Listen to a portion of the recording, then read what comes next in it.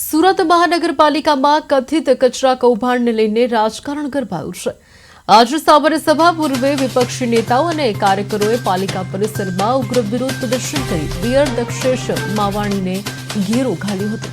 આ હંગામા બાદ વિપક્ષી નેતા પાયલ સાકરિયાને સભામાંથી સસ્પેન્ડ કરી દેવામાં આવ્યા। વિપક્ષનો આક્ષેપ છે કે સુરત મનપાએ કેન્દ્ર સરકાર સમક્ષ કચરાના 100% વૈજ્ઞાનિક પ્રોસેસિંગના ખોટા આંકડા રજૂ કરી સ્વચ્છતા સર્વેક્ષણમાં નંબર 1નો એવોર્ડ મેળવ્યો છે। વાસ્તવમાં ખજોદ ડિસ્પોઝર સાઇટ પર લાખો મેટ્રિક ટન કચરાના ડુંગરો હજુ પણ અટવાઈ છે, જે પાલિકાની છેતરપિંડી છતી કરે છે।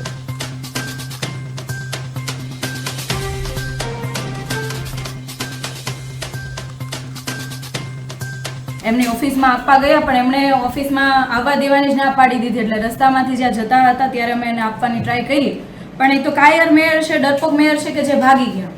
પેરામિડનું જે કહેવાય એવોર્ડ ટાઈપનું જે દેવાનું હતું એમણે લીધું જ નહીં।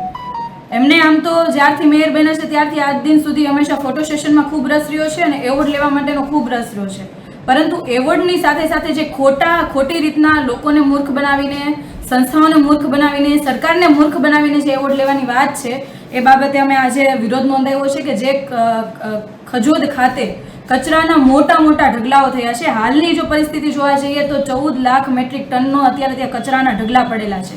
તો આ બાબતે અમે અગાઉ પણ પ્રેસ કોન્ફરન્સના માધ્યમથી પણ ધ્યાન દોર્યું હતું અને આવી ઘટના તો ત્યારે સામે આવે છે કે જ્યારે કોઈ બીજા વ્યક્તિઓ ગેરકાયદેસર રીતે જે કચરાના ઢગલા બહાર ઠલવાય છે, કચરો બહાર નિકાલ કરાય છે, એ બહાર આવે છે ત્યારે ખબર પડે છે કે કરોડોનો કચરાનો કહેવાય ને કે 14 લાખ મેટ્રિક ટન કચરો હાલમાં ત્યાં પડ્યો છે।